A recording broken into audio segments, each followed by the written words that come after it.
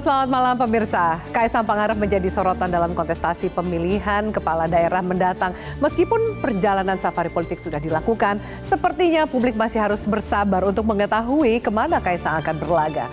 Meski begitu, sebenarnya lembaga survei juga sudah merilis nama Kaisang berpotensi besar, terutama di Jawa Tengah. Dan itu tidak terlepas dari figur dan juga tingkat kepuasan publik terhadap kinerja sang ayah Presiden Jokowi. Akankah hal itu membuat langkah Kaisang menjadi lebih ringan untuk bertarung di pilkada? Inilah panggung demokrasi malam ini, Kasakusuk Kaisang, kuasai Jateng atau Jakarta.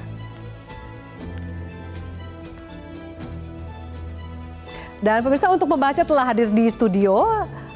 Saya perkenalkan langsung politisi muda dari Partai Demokrasi Indonesia Perjuangan, Aryo Seno Bagaskoro. Pak Seno, selamat malam. Malam, Mbak Vi. Terima kasih sudah hadir di studio. Terima kasih. Dan berikutnya juru bicara Partai Solidaritas Indonesia, Dede Prayudi. Mas Dede Prayudi, halo, selamat malam. Selamat malam. Terima kasih sudah hadir. Terima kasih sudah diundang. Dan berikutnya kami hadirkan juga Direktur Eksekutif Lembaga Survei Indonesia, Mas Jayadi Hanan. Mas Jayadi, halo, selamat malam. Malam, Terima kasih Mas Jayadi sudah hadir. Dan kami hadirkan juga pengamat politik Emrus Sihombing. Bang Emrus, selamat malam. Selamat malam, Mbak Abi. Terima kasih Bang Emrus sudah hadir. Terima kasih. Dan mengikuti diskusi kita dari sambungan Zoom ada Wakil Ketua Umum Partai Golkar Ahmad Doli Kurnia. Bang Ahmad Doli, halo, selamat malam. Baik, kami masih mencoba menghubungi karena kita akan ikut mengajak Ahmad Doli untuk berdiskusi via Zoom. Kami akan lanjutkan. Sebelum kita bahas dengan narasumber, kita akan memberikan Anda sejumlah informasi. Nama Kaisang pertama kali memang muncul dalam bursa pilkada setelah DPW PKB Jakarta resmi menduetkan Kaisang dengan calon gubernur Anies Baswedan yang juga resmi diumumkan pada bulan Juni kemarin. Kita lihat seperti apa grafiknya. Ketua DPW PKB Jakarta Hasbiala Ilyas mengatakan PKB terbuka kepada siapa saja, termasuk juga kepada Ketua Umum PSI Kaisang Pangarep, yang juga katanya sempat menyampaikan di media keinginannya untuk menjadi wakil dari Pak Anies. Namun sebenarnya hingga saat ini belum ada keputusan resmi dari DPP PKB atas usulan pasangan tersebut. Kita lanjut ke safari politik berikutnya yang dilakukan oleh Kaisang.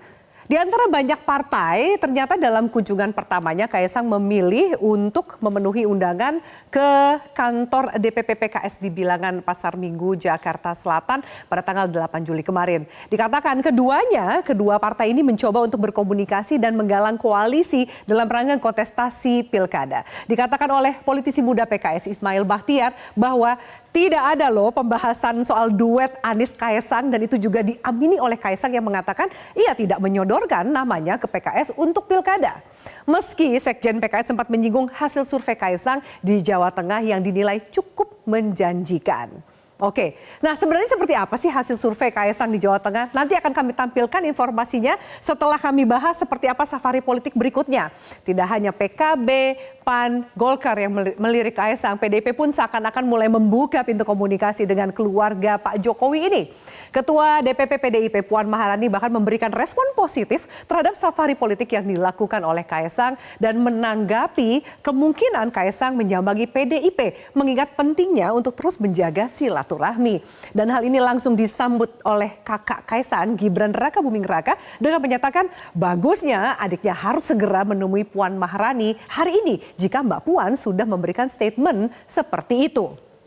Apalagi, nah berikutnya ada kejutan yaitu dari Golkar yang terbaru, datang informasi terbaru dari Golkar yang dikatakan mendadak menyodorkan nama pengusaha jalan tol Yusuf Hamka untuk menjadi bakal calon wakil gubernur Jakarta mendampingi Kaisang Pangarep jika maju sebagai calon gubernur Jakarta.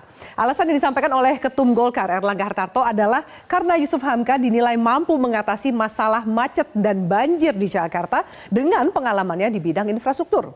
Yusuf Hamka sendiri mengatakan jika duet ini benar terjadi, maka tagline pasangan ini adalah Ka'bah, yang merupakan singkatan dari nama Kaisang dan Babah Alun yang menjadi sebutan dari Yusuf Hamka. Namun meski Kaisang hadir dalam pengumuman di kantor Golkar tersebut, PSI hingga saat ini menyatakan ketumnya belum mengambil keputusan untuk maju di pilkada. Oke, hasil survei, kita masuk ke grafik berikutnya. Seperti apa sebenarnya nama Kaisang dalam hasil survei? Pertama, kami hadirkan Lembaga Survei Indonesia yang merilis hasil survei tanggal 30 Juni 2024. Pada simulasi semi terbuka dengan menjanjikan 21 nama cagup, nama Kaisang berada di urutan teratas dengan angka 15,9%. Namun, jika masuk dalam simulasi top of mind. Nanti mungkin Mas Jayadi Hanan bisa menjelaskan apa nih bedanya supaya masyarakat bisa mengetahui lebih jauh. Simulasi top of mind, nama calon gubernur Kaesang berada di urutan kedua dan nama Kapolda Jawa Tengah Ahmad Lutfi berada di urutan pertama dengan angka 5,2. Menurut Jayadi Hanan, keunggulan Kaesang ini disebabkan oleh tingkat kepuasan pemilih Jawa Tengah terhadap kinerja sang ayah yaitu Presiden Jokowi. Berikutnya, satu lagi survei kami hadirkan dari Indikator Politik. Kaesang menduduki urutan dari simulasi 10, 8 hingga 6 nama di urutan pertama. Namun elektabilitasnya kalah jika dilakukan simulasi top of mind atau simulasi terbuka di mana kembali nama Ahmad Lutfi atau Kapolda Jawa Tengah ini menjadi berada di urutan teratas dengan angka 8,6%. Sementara Kaesang jika simulasinya adalah top of mind masuk dalam urutan kelima dengan angka 4%. Oke, baik. Itu sejumlah hasil survei, kemudian juga perjalanan safari politik yang dilakukan oleh Kaesang. Di sini udah ada juru bicara PSI. Mas Dede, saya langsung akan ke kamu. Langsung. Apa yang sedang dilakukan oleh Mas Kaesang ya kan? Mau mencoba kolaborasi, koalisi dengan partai lain atau termasuk juga test the water nama Kaesang di bursa pilkada? Ya, jadi kami itu baru mulai serius membahas bahwa Mas Kaesang itu berpotensi untuk maju. Itu adalah semenjak PKPU itu direvisi. Oke, jadi ketika PKB mencoba-coba ya untuk menduetkan nama Pak Anies dengan Mas Kaesang, kami merasa tersanjung, tapi kami belum membahasnya secara serius gitu. Lalu kemudian PKPU ini kemudian direvisi, baru kemudian Mas Kaesang berbicara serius soal beliau akan maju atau tidak. Itu aja dulu ya. Jadi kemungkinan besar Mas Kaesang akan maju di Pilgub. Kemungkinan besar. Ya. Di Pilgub. Di Pilgub. Tapi dapil daerahnya mana belum. Ini belum pasti. Nah, Mas Kaesang mau maju di mana? Ini adalah pertanyaan turunan berikutnya, pendalaman berikutnya ya. Dan ini belum bisa terjawab sampai dengan sekarang. Apalagi kalau misalnya kita sekarang berbicara soal di dapil, bukan dapil ya, provinsi mana kemudian dia akan berpasangan dengan siapa? Ini kan pertanyaan lebih dalam lagi. Nah, ini juga bahkan lebih jauh lagi, lebih sulit lagi untuk kita jawab sekarang. Gitu. Artinya apa? Artinya sampai dengan saat ini Mas Kaesang, PSI ini masih secara intensif membahas soal apakah Mas Kaesang mau maju misalnya di Jawa Tengah kah? Atau misalnya di Jakarta kah? Karena yang dihitung-hitung itu ada banyak sekali. Yang pertama itu adalah soal kriteria paslon. Ya, kriteria paslon yang pertama kita akan melihat dulu apakah misalnya seseorang tersebut yang akan mendampingi Mas Kaesang atau apakah seseorang yang akan didampingi oleh Mas Kaesang ini memiliki kredibilitas yang bagus, kapasitas yang baik sesuai dengan permasalahan di daerahnya atau juga memiliki integritas yang baik gitu ya. Lalu yang kedua adalah kecocokannya dengan DNA PSI. Apakah tokoh yang bersangkutan ini memiliki rekam jejak yang memang betul-betul memegang teguh prinsip anti korupsi dan anti intoleransi. Lalu yang ketiga, ini yang nggak kalah penting, Mbak Afi, yaitu di dalam kami menentukan siapa nama-nama yang akan kami usung di daerah manapun, termasuk dengan Mas Kaesang atau bukan. Ini kami mengutamakan juga kekompakan dan soliditas koalisi Indonesia Maju. Itu priority. Itu priority untuk berkoalisi dari PSI. Tadi yang saya katakan itu adalah 3 variabel yang top priority. Jadi walaupun saya sebut ini kekompakan dan soliditas Indonesia Maju ini adalah saya sebutkan yang ketiga, ini bukan berarti itu urutan di ketiga, prioritas ketiga gitu ya. Jadi ini sama pentingnya semuanya. Jadi untuk saat ini ini semua masih dihitung-hitung, termasuk juga kami di PSI tentunya nggak cuman kepingin jadi calon. Kami kepingin calon jadi. Gitu. Artinya kami juga kepingin calon yang memiliki kemungkinan menangnya itu cukup besar. Gitu, karena bagaimanapun juga kami di politik, ideologi politik ini hanya akan bisa jadi kebijakan kalau misalnya kami memiliki otoritas. Yang dalam hal ini adalah memiliki kekuasaan dan lain-lain. Sehingga kami bisa melayani masyarakat dengan baik. Kurang lebih seperti itu. Jadi belum daerahnya Mas Jayadi, tapi minimal dari Mas Jayadi kita dengar bahwa ini akan maju nih. Mas Kaesang ini di kontestasi pemilihan gubernur tingkatnya provinsi gitu.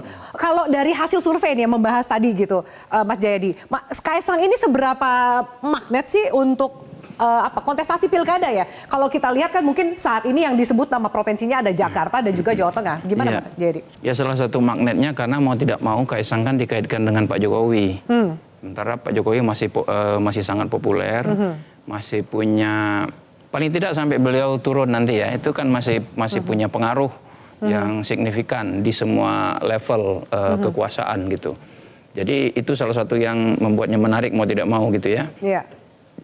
Nah memang yang paling menarik itu memang antara Jawa Tengah sama Jakarta. Jawa Tengah kenapa? Jawa Tengah masuk akal karena kan itu wilayahnya Pak Jokowi.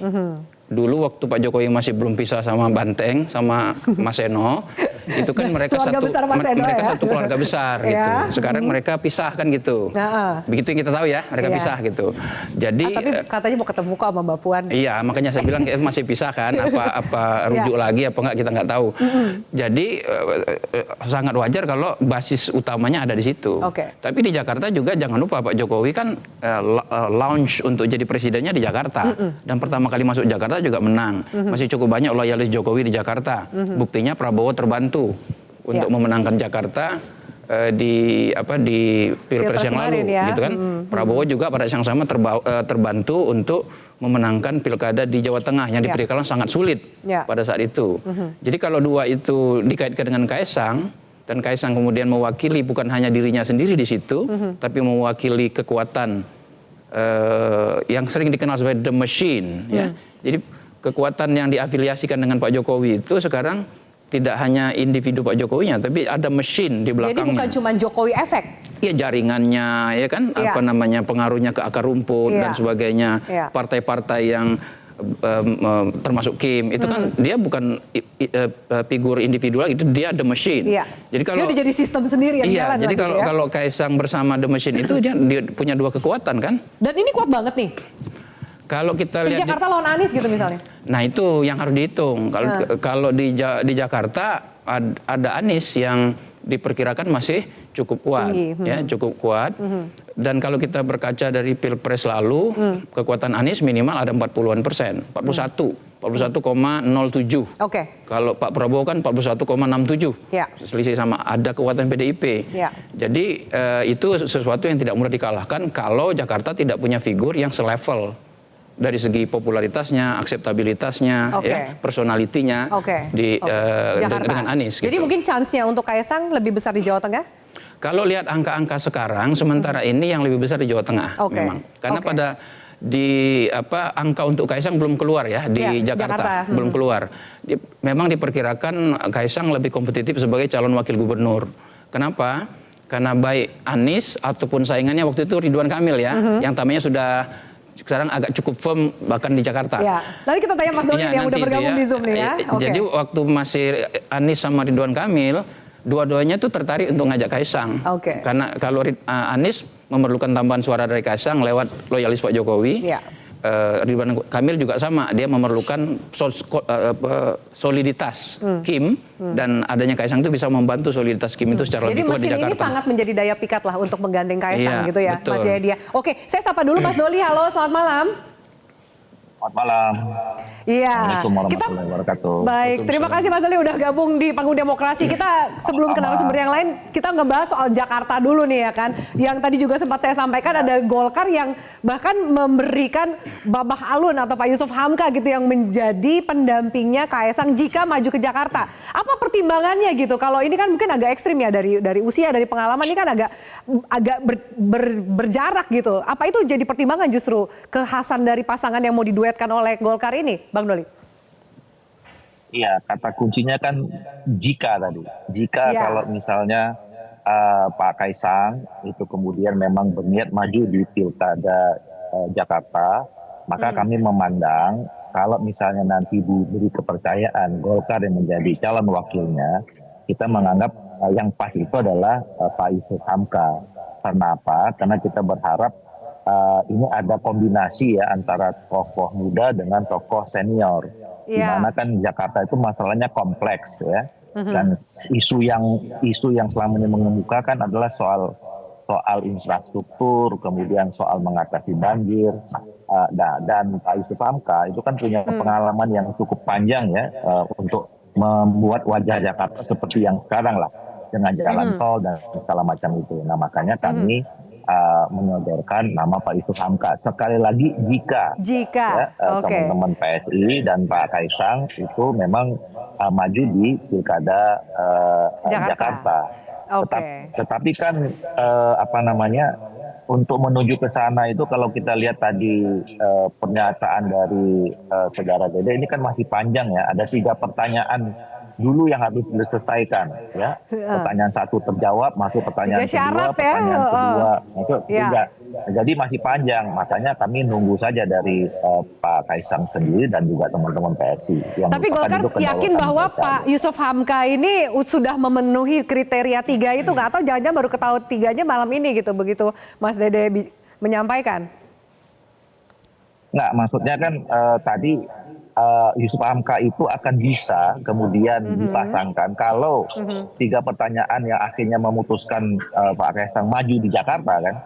Tapi Ya. kalau akhirnya kemudian tidak pertanyaan yang 3 itu ternyata jawabannya lain, pindah ke Jawa Tengah kan itu nggak berlaku kan, kira-kira begitu. Oh, Oke.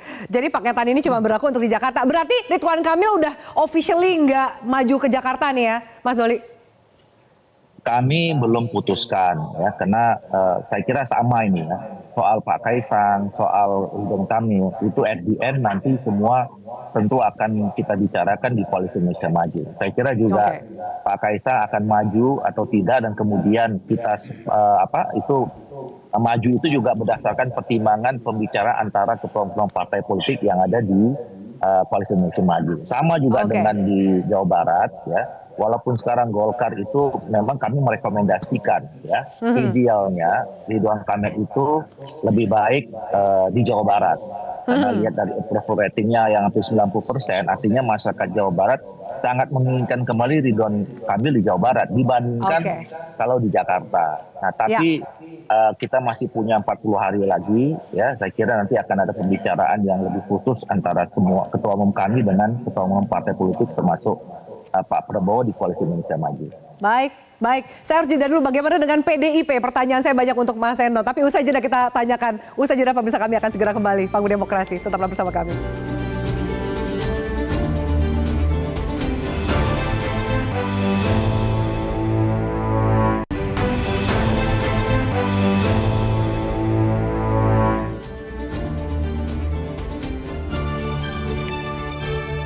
Ya, baik Musa, ini kami juga tampilkan grafis rencana Kaisang akan bertemu dengan Puan Maharani. Langsung akan kita tanya ke Mas Eno dari PDIP. Mas Eno, ini rencana pertemuannya ini akan benar terjadi? Seberapa serius sih sebenarnya dari PDIP sendiri nih ya, dari PDIP dulu nih gitu, untuk bertemu dengan Kaisang? Ya, terima kasih. Jadi wacana itu kan pertama muncul sebenarnya bukan dari kami.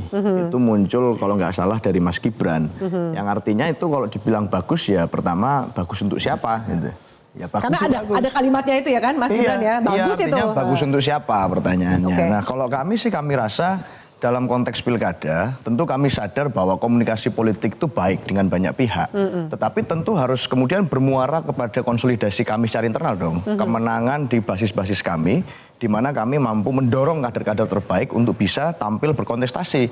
Kenapa? Karena kami punya konsekuensi konstitusional. Sebagai partai politik, kami punya tugas untuk mengkader masyarakat, menjadi pemimpin, dilatih di partai politik, dicalonkan di pilkada. Tentu dalam konteks logika semacam itu, di basis-basis penting kami, misalnya Jawa Tengah yang punya ikatan bonding tinggi dengan kami, Jakarta yang kami punya sejarah kemenangan di situ, tentu kami punya situasi kebatinan dari para kader dan pengurus yang mengharapkan kader internal kami untuk maju. Saya rasa semua partai politik yang lain juga punya keinginan yang sama dan itu wajar. Oleh karena itu saya rasa semua tidak perlu dipaksakan. Dalam konteks kita membahas pilkada, kami juga punya kok kader-kader yang saya rasa itu punya track record yang baik dan bisa dilihat oleh publik. Bagaimanapun kami sadar bahwa pilkada ini memang pilkada serentak ini pengalaman politik baru bagi semua partai politik yang 545 daerah semuanya akan maju di pilkada. Tetapi artinya logika umumnya adalah ini bicara semacam kayak menang-menangan, main game aja Mbak. Ini cocok logi di sini, cocok logi di sini, ini kira-kira siapa-siapa. Padahal kalau kita ngomong tentang pilkada, ini kan menyangkut nasib jutaan orang.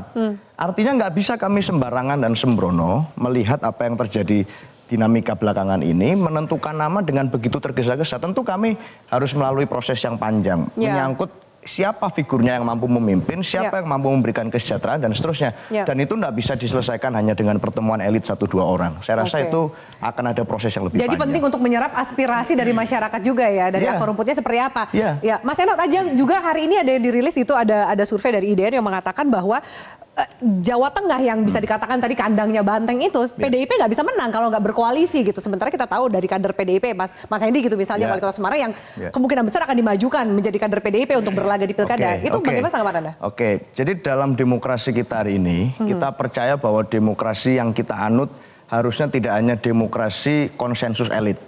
Artinya yang menentukan nama karena kedekatannya dengan elit A, elit B, elit C. Saya rasa di dalam survei preferensi masyarakat kita sekarang lebih banyak merasa, oh ini karena ini punya keluarga politik tertentu, oh ini karena ada kedekatan dengan ABCDE. Tetapi demokrasi yang sehat seharusnya demokrasi diskursus. Artinya ada dialektika di situ, publik bisa ikut bicara, bisa menguji rekam jejak, bisa menguji apa yang dia sampaikan, kecocokan antara rekam jejak dengan jabatan yang dituju, itu satu kesatuan. Dan itu tidak bisa diproses dalam waktu semalam. Saya curiga Mbak Afi, jangan-jangan banyak dari masyarakat Jawa Tengah atau manapun hari ini yang bahkan masih agak remang-remang, masih nggak sadar ini besok ada pilkada beneran atau enggak sih. Jangan-jangan informasi itu juga belum utuh sampai ke mereka. Artinya kesadaran bahwa terjadi pilkada itu saja belum utuh. Dan kemudian disodorkan nama-nama, tentu yang paling akan mendapatkan keuntungan per hari ini secara saintifik adalah yang paling populer. Nah dalam konteks itu saya rasa popularitas itu kan banyak variabel. Faktanya kami sebagai partai yang dipercaya masyarakat untuk mendapatkan kemenangan di pileg di Jateng kemarin, hari ini belum ada satupun figur yang kami sepakati untuk promosikan. Artinya angka nama-nama itu masih sangat bisa berubah dengan berjalannya waktu. Di tengah masa menuju ke pendaftaran ini bukan ruang hampa politik. Kepuasan akan seseorang bisa jadi bergeser. Bagaimana kesenangan dengan seseorang bisa jadi ada perubahan-perubahan. Dan itu kita hargai sebagai proses demokrasi diskursus yang memerlukan waktu. Itu Mbak. Baik, ini menarik, ada dua jawaban yang berbeda. Bang Emrus melihatnya seperti apa? Satu, kalau misalnya Mas Dede tadi, oh ya prosesnya sama, juga akan ada diskusi, pertemuan dan lain. Tapi ini bukan cuma jadi calon, tapi calon jadi gitu. Ada tanda kutip kalau Mas Dede bilang the machine yang dimiliki lah oleh Kaesang gitu. Mungkin kalau PDIP agak cara limitnya berbeda. Menurut Bang Emrus gimana? Sejauh mana nih perjalanan Kaesang maju dalam pilkada ini? Baik, udah pasti? Sebelum masuk ke perjalanan, tidak ada kepastian calon jadi. Tidak ada kepastian itu. Sekalipun elektabilitasnya survei tinggi, di dalam real nanti belum tentu pasti menang. Kita sudah lihat DKI Jakarta ketika Pak Jokowi dengan calon gubernur kemarin, si Fauji Bowo. Fauji Bowo kan lebih tinggi, nggak ada jaminan. Yang kedua, mau saya komentari dua survei tadi, dua survei yang sangat berbeda loh. Kita lihat pada variabel top of mind. Salah satu surveyor mengatakan justru di bawah. Artinya kalah apa? Sama Adnan Lutfi, Betul. Artinya apa? Ini penelitian kuantitatif, penelitian objektif. Harusnya sama atau mendekati sama. Ini jauh sekali. Berarti harus ada sesuatu yang kita kritisasi dalam konteks sampling dan lain sebagainya. Karena menurut metode penelitian kuantitatif, jika peneliti melakukan penelitian yang sama, hasilnya pasti di atas margin of error. Gitu ya. Tetapi ada kita lihat top of mind. Nah, kemudian yang ketiga, top of mind kan itu mendorong voting behavior. Karena sudah top of mind. Kalau itu bahasa udah diketahui lah gitu. Sudah ada di pikiran masyarakat ya. Kalau bahasa kampung kita itu lebih bagus lagi dari bahasa Inggris itu. Pokoknya gitu ya. Nah, itu lebih bagus lagi. Pokoknya gitu ya. Ini saya kira masih suatu hal yang tidak ada kepastian begitu ya dari hasil survei. Oleh karena itu sangat dinamis lah. Dan kemudian saya kira Kaesang sangat bagus sekali mengatakan belum pasti loh dia menjadi calon, kan begitu. Dia mengatakan malam ini udah dikonfirmasi sama Mas Dede. Artinya, udah pasti maju pilgub, tapi daerahnya dari belum. Kaesang untuk maju. Itu tadi. Nah, oleh karena itulah saya pikir bisa saja Kaesang merenung-renung gitu loh. Apakah saya maju atau tidak? Tapi kalau saya dari segi katakanlah saintifik atau katakanlah pengamat atau ilmuwan, sebaiknya Kaesang tidak maju. Jadi lebih banyak ruginya kalau Kaesang maju. Kenapa saya mengatakan tidak perlu maju? Udahlah membimbing apa dulu? PSI. Kemarin kan gagal dia untuk mengusung kepada PSI menjadi suatu partai yang masuk ke Senayan. Artinya fokus dululah dia ke situ, membimbing atau katakanlah memanage PSI. Ini PSI aja belum bisa di manage, sudah tiba-tiba loncat seperti itu. Saya kira sangat tidak, menurut saya tidak produktif. Kemudian kalau boleh saya komentari adalah, dikatakan beliau bahwa Jokowi ada daya tarik di semua level gitu ya. Saya bisa bantah itu. Kenapa saya mengatakan di tingkat intelektual agen perubahan saya kira tidaklah. Kemarin kan banyak kritik dari UGM, dari UI, dari mana-mana. Artinya apa? Level daripada masyarakat yang menjadi agen perubahan tidak setuju itu Tapi the mengkritik. machine ini ada loh, ada infrastruktur dan lain-lain lah yang kemarin juga mungkin. Saya mengatakan tadi level kekuasaan. Ya, Artinya level kekuasaan. di semua level dia sebut tadi kan. Artinya Level di level kekuasaan. elit, ya kekuasaan juga ilmu pengetahuan juga ilmu kekuasaan. Artinya bahwa di level elit akademisi dikritik habis itu. Jadi artinya apa? Sangat dinamis lah. Kemudian catatan saya adalah Ya. katakanlah bagaimana aspirasi ditangkap dari masyarakat untuk diusung. Itulah namanya demokrasi kualitatif, Oke. bukan demokrasi kuantitatif. Oleh karena itu sangat bagus. Saya menyarankan ke semua partai politik, Ya. siapa yang mereka calonkan, survei dulu apa keinginan masyarakat. Jadi ditangkap dulu keinginan masyarakat itu yang dicalonkan. Cilakanya kan top dari pimpinan semua. Ini yang kami putuskan, rakyat itu seolah memilih Pilihan partai yang pilihan disodorkan partai. seolah-olah Oke. kucing dalam karung gitu Oke. kan. Jadi harusnya mereka survei dulu kepada masyarakat yang mana yang mereka inginkan. Jangan berdialektika setingkat elit Oke. sehingga masyarakat diabaikan. Saya mau menyarankan, Ya. saya kira boleh jadi ada 2-3 partai yang sudah melakukan survei Ya. untuk menangkap apa yang diinginkan oleh masyarakat. Jangan elit saja yang bermain ditawarkan untuk jadi dipilih, tidak boleh Ya. begitu. Oke. Jadi Ya. menurut Bang Emrus ini bahwa mendingan Kaisang nggak usah maju di pilkada. Menurut saya, kenapa? Besarkan dulu partainya Tunggu, gitu iya, ya. betul. Oke. Karena gagal membawa PSI. Gagal nggak membuat PSI masuk ke Iyalah. Senayan. Oke Mas Dede silakan ditanggapi. Ya, ya. Pertama-tama ini saya harus meralat dulu ya. Jadi kalau disebut gagal membawa Senayan mungkin iya, ya. Ya, betul, setuju. Lalu kalau disebut gagal begini, Mas Kaisang itu masuk 2 bulan sebelum pemilu ya. Dan dapat dikatakan kayak begini, perolehan kursi PSI di DPRD itu melonjaknya lebih dari 200%, Pak Emrus. Kemudian saya ambil contoh di Semarang ya dan di Solo ya. Di Semarang itu tadinya 2 kursi sekarang 5 kursi, Solo 0 kursi sekarang 5 kursi. Ya. Ini saya ambil contoh ya. Dan di daerah ya? di banyak daerah-daerah yang lain ya.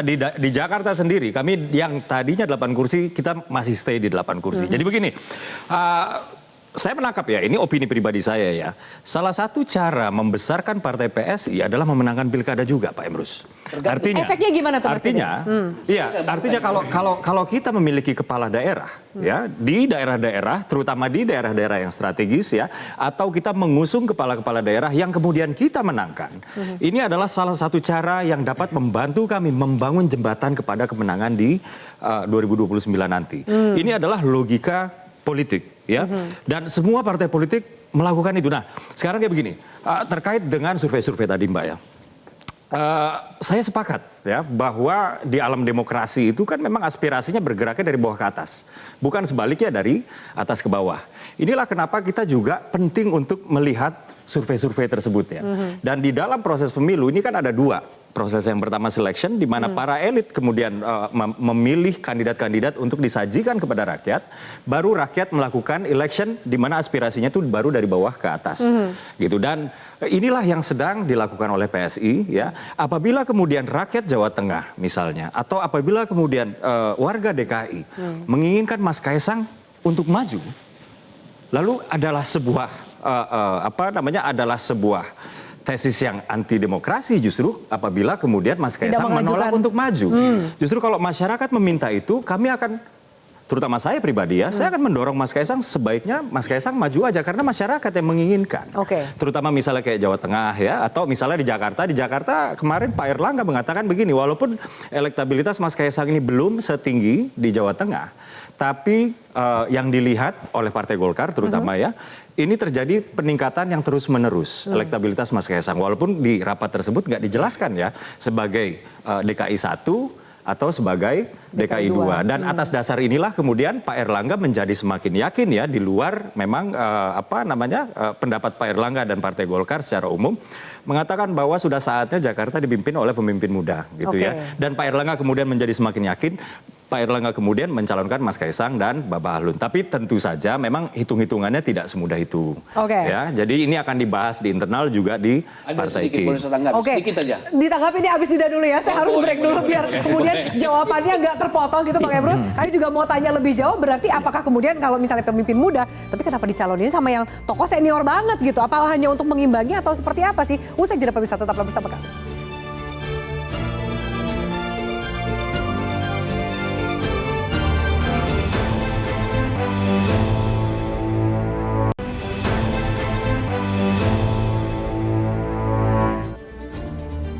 Baik, pemirsa, sebelum kami lanjutkan Panggung Demokrasi, kami tampilkan ini polling netizen yang kami berikan kepada netizen dari aplikasi X dan juga Instagram.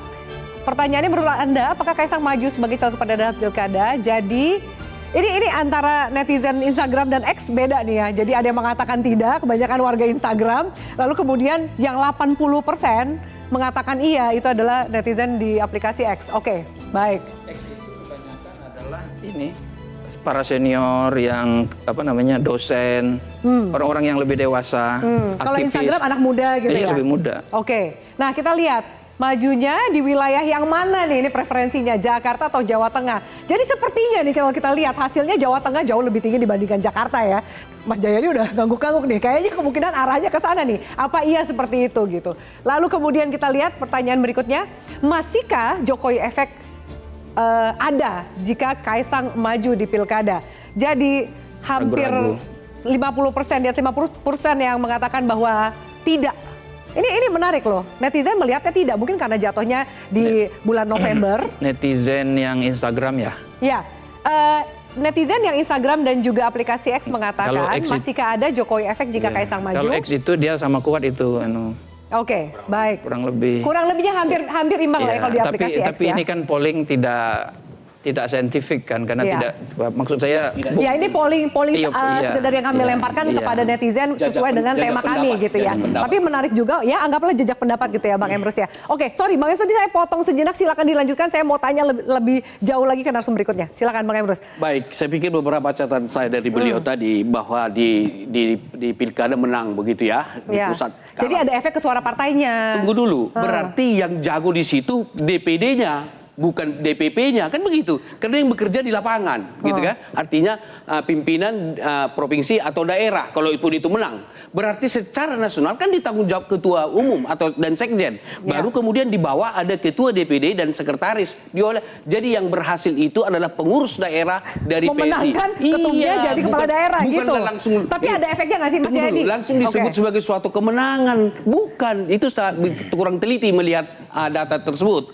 Kemudian saya melihat politiknya beda nih, berkebalikan. Kemudian ada sesuatu yang menarik Ibu. Menangkan dulu pilkada baru kita wujudkan.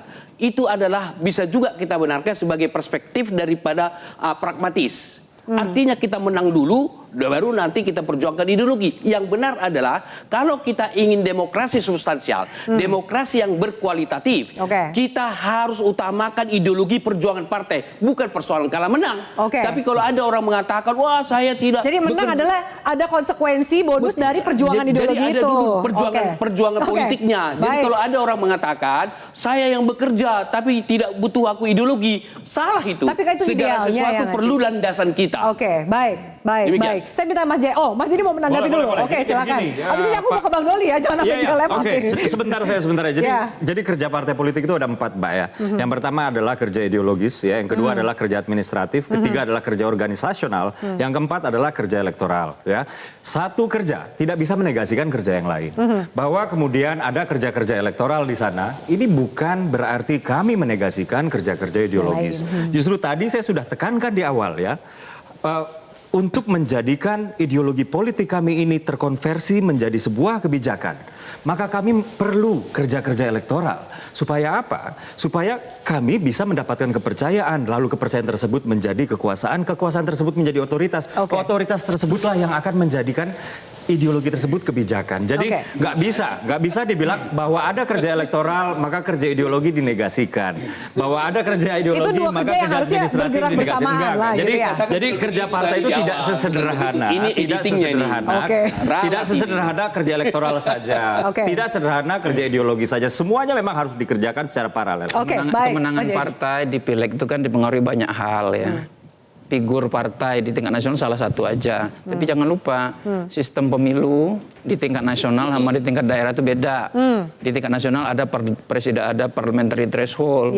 Di tingkat lokal nggak ada gitu. Jadi kita harus melihatnya secara keseluruhan. Tidak bisa hanya melihat satu faktor saja gitu. Faktor kepemimpinan nasional salah satu saja. Faktor kepemimpinan hanya salah satu faktor saja. Artinya gini, dengan logika yang sama, bahwa kemarin dengan Pilpres dan pemilu yang terjadi yang banyak sekali kritik dari masyarakat luas dan publik, kita di Perjuangan masih tetap dipercaya rakyat secara elektoral untuk memenangkan pileg 3 kali berturut-turut. Artinya nanti kalau mau pilkada sekalipun, kami tidak takut dengan konsekuensi. Meskipun harus suara menghadapi. turun, ada mesin, struktur, infrastruktur apa segala Kami macam, percaya, efek-efek dari... kami percaya, ya kalau ini di kata-kata teman-teman pesulap yang handal-handal itu, Mbak, the same magic trick belum tentu bisa dilakukan berhasil 2 kali. Oke. Jadi kalau bicara tentang efek-efek itu tadi, kita lihatlah selama sekian bulan ini nanti bagaimana pendapat masyarakat tentang berbagai hal yang terjadi. Oke. Kebocoran data lah, isu tapera lah, isu yang lain-lain. Bagaimana itu akan mempengaruhi persepsi publik tentang efek-efek itu tadi. Oke. Ini akan diuji dengan Anda yakin berjalannya akan waktu. ini berubah pada saat November di Pilkada pemilihan nanti pilkada? akan menjadi ujiannya, tetapi PDI Perjuangan lahir dari masa berjuang di era represi yang lebih jauh lebih parah daripada hari ini. Oke. Artinya kami siap dengan segala skenario. Siap dengan segala konsekuensinya. Baik, saya akan tanya ke Mas Doli. Mas Doli, lalu kemudian ya, kalau kemudian hari ini Golkar ini kan baru jika ya kan maju di Jakarta. Tapi kalau kita lihat kalau dari survei, meskipun yang Jakarta belum dirilis ya, atau mungkin dari suara netizen gitu, sepertinya anginnya Mas Kaisang ini ke Jawa Tengah. Apakah juga sudah ada persiapan? Karena Kaisangnya cuma 1, tapi menurut saya direbutin oleh banyak partai kan. Ada Golkar, ada kemudian PAN yang menyodorkan anak ketum juga gitu kan. Gimana nih strateginya Mas Doli dari Golkar sendiri? Iya, saya kira pertama kita harus memahami ya, sebelum saya masuk langsung ke jawaban pertanyaan itu. Ini kita kan sudah menganut bahwa sistem politik kita sistem demokrasi. Jadi setiap orang punya hak untuk bisa dipilih dan kemudian memilih. Selama memang itu aturan-aturannya tersampaikan kira-kira gitu. Jadi nggak bisa juga kita larang orang nggak boleh maju, ini nggak bisa maju gitu. Iya. Nah, cuma persoalannya nanti ujiannya itu kan kembali kepada masyarakat. Sebagai negara demokrasi ya kita uji saja nanti. Kalau misalnya memang dianggap tidak dapat keterimaan dengan masyarakat ya pasti nggak terpilih gitu. Jadi ujiannya langsung di pemilu, langsung di pilkada dan segala macam gitu. Nah, soal nanti Pak Kaisang ini mau di Jakarta atau di Jawa Tengah, saya kira yang paling punya otoritas untuk membuat kalkulasi itu adalah Pak Kaisang dan teman-teman PSI sendiri, gitu loh. Nah, kalau kami di Golkar, tentu sama juga dengan partai-partai politik yang lain tergabung dalam Koalisi Indonesia Maju, kami sudah sepakat.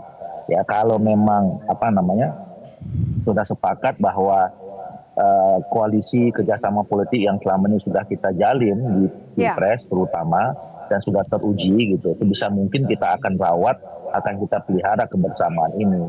Nah, termasuk khusus menghadapi pilkada. Makanya nanti kalau sudah ada keputusan dari salah satu partai politik di antara kami, tentu nanti akan ada forum meminta atau kemudian membicarakan secara khusus kira-kira kita ini bisa bersama-sama terus atau tidak di satu daerah kan gitu. Kalau memang bisa bersama ya alhamdulillah. Nah, ini yang sebetulnya kami tunggu nanti. Nah, jadi kita lihat saja kalau Pak Kaisang ini mau di Jawa Barat, mau di Jakarta, kita udah siapkan ya. Nah, tadi kok ada pertanyaan kenapa Yusuf Hamka misalnya. Sebenarnya jauh sebelum pembicaraan antara pasangan Kaisang dengan Yusuf Hamka ini, ya sudah ada juga beberapa calon-calon gubernur ya yang sebelum kita bicarakan soal Pak Kaisang yang pernah menawarkan boleh nggak ya Yusuf Hamka itu jadi wakil kami gitu. Ada 2-3 orang calon gubernur yang bertanya kepada kami seperti itu. Dan itu karena memang dilihat pengalaman dari Yusuf Hamka selama ini membangun sebuah kota ya, sebuah daerah seperti Jakarta. Jadi kenapa akhirnya kami mendorong mengendorse Yusuf Hamka kalau kemudian Pak Kaisang jadi calon gubernur. Tapi Pak Yusuf Hamkanya kenapa jadi calon wakil gubernur? Kenapa nggak calon gubernur aja, Mas Doli? Karena dari pengalaman, usia dan lain-lainnya juga kan lebih banyak lah dibanding Kaisang. Ya mungkin karena muncul namanya sekarang, nanti kita lihat aja. Kan seperti yang saya katakan ya, kemarin munculnya nama Pak Kaisang sama Pak Yusuf Hamka ini menurut saya bagus. Kenapa? Supaya kita tidak terfokus hanya cuma satu nama Ridwan Kamil, Jakarta Jawa Barat. Nah sekarang munculkan aja beberapa nama ya sekarang. Jadi Golkar jangan betul Ridwan Kamil di Jawa Barat. Ya, dengan munculnya namanya Pak Yusuf Hamka, kemudian Pak Kaisang, nanti mungkin teman-teman Gerindra ada Riza Patria dan macam-macam. Nanti kita uji ya 40 hari ini kita lihat nanti hasil surveinya gimana. Nah kalau misalnya Yusuf Hamka juga nanti ternyata tiba-tiba munculnya hasil surveinya bagus, ya tidak menutup kemungkinan, ya makanya saya katakan situasi masih dinamis, berbagai simulasi masih bisa kita lihat, ya bisa Kaisang Yusuf Hamka. Nah kalau misalnya Pak Kaisangnya ke Jawa Tengah, jangan-jangan Yusuf Hamkanya juga naik elektabilitasnya, kita nggak tahu 40 hari lagi. Kira dibawa juga ke Jawa Tengah. Oke, Bang Doli, kita harus jeda dulu. Kami akan lanjutkan termasuk dengan tingkat kepuasan yang dimiliki oleh publik terhadap kinerja Pak Jokowi. Nah kemudian kita berkaca pada Pilpres, sempat ada istilah cawe-cawe presiden. Apakah itu akan terulang lagi di Pilkada? Usai jeda pemirsa, tetaplah bersama kami.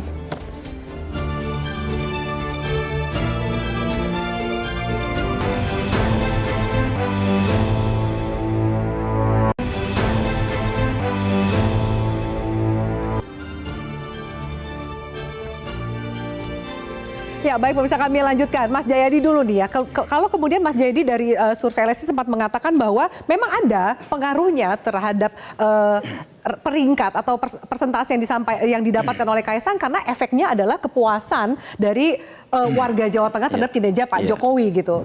Lalu apakah kemudian itu akan masih berlanjut? Di-challenge juga tadi oleh statementnya Mas Seno, ya kita lihatlah karena November sudah presiden yang berbeda, meskipun kakaknya Kaisang menjadi wakil presiden, apakah ada dinamika yang akan berubah? Kalau ada seorang tokoh yang kemudian berpengaruh pada tokoh lain yang ikut pemilu, karena tokoh itu misalnya presiden atau pimpinan yang lebih tinggi, akibat kinerjanya itu sesuatu yang biasa ditemukan dimanapun. Itu hukum pemilu biasa itu.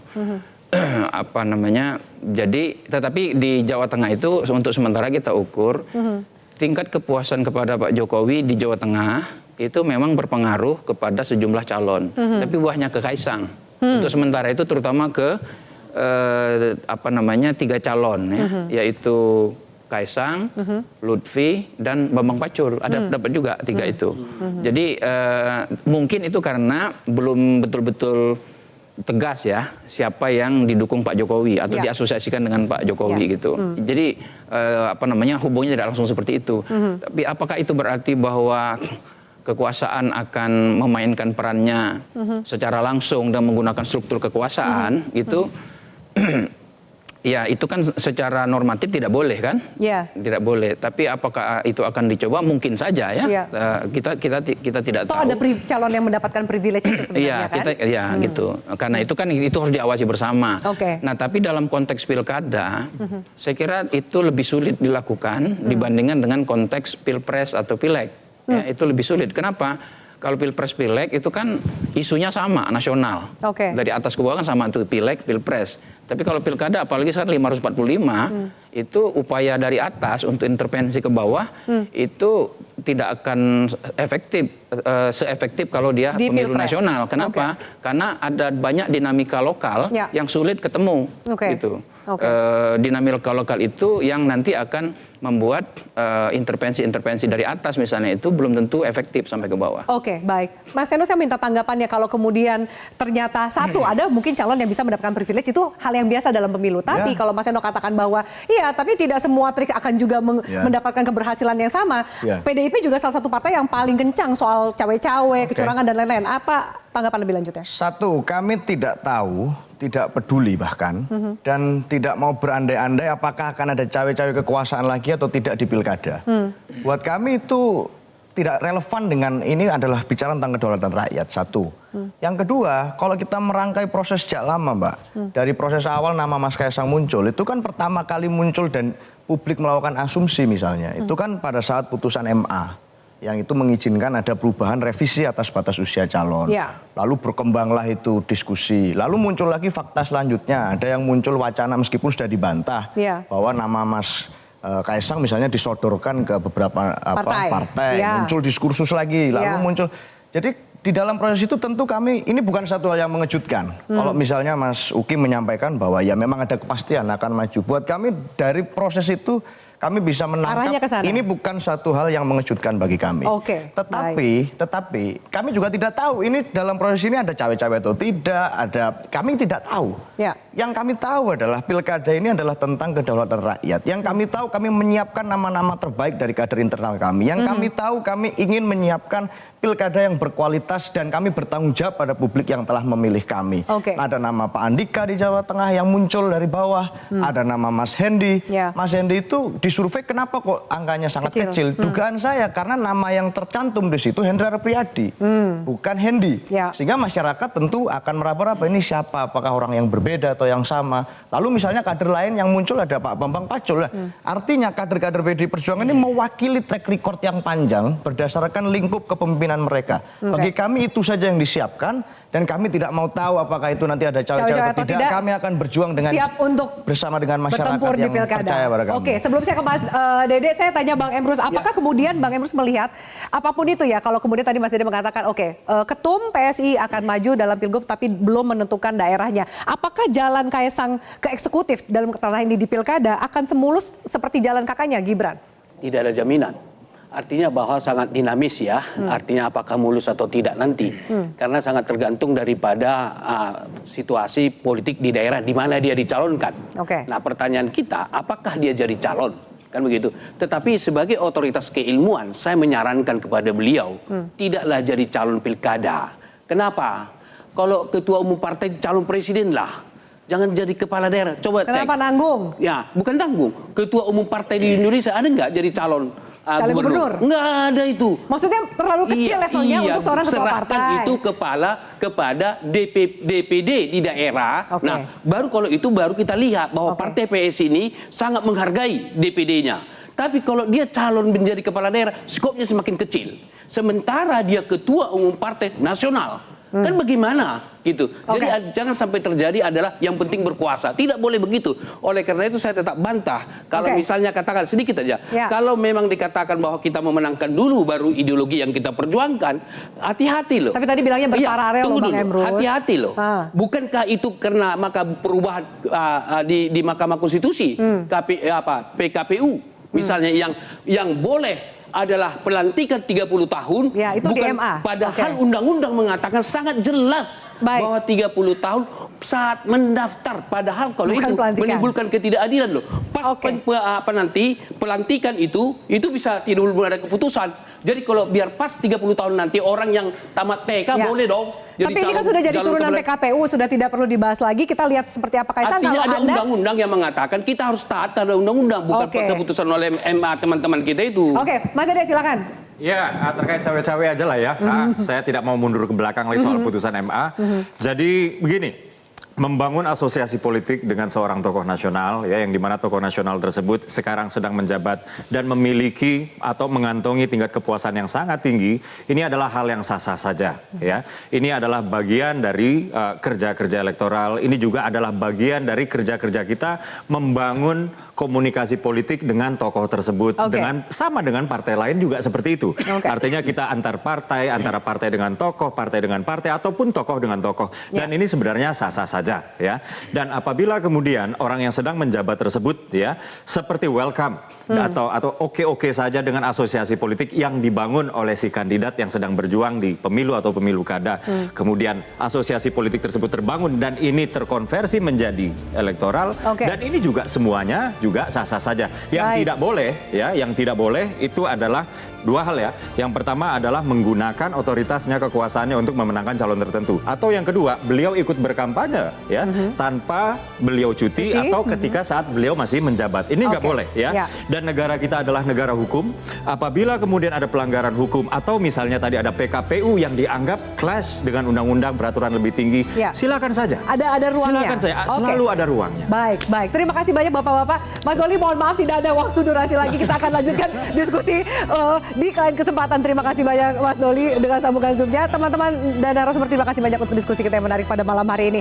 Dan bersama Ketua Umum Partai Solidaritas Indonesia Kaesang Pangarep bisa dikatakan masih menjadi magnet dalam bursa pilkada. Selain privilege keluarga presiden, kursi DPR DPSI yang naik lebih dari 200% serta klaim membawa suara anak muda menjadi pertimbangan untuk berkoalisi dengan partai-partai besar di daerah. Namun akankah Kaesang maju sebagai kandidat di Jakarta atau Jawa Tengah? Kita tunggu saja kejelasannya di tahap pendaftaran Agustus mendatang. Saya Frida Marikondo, selamat malam, sampai jumpa. Terima kasih.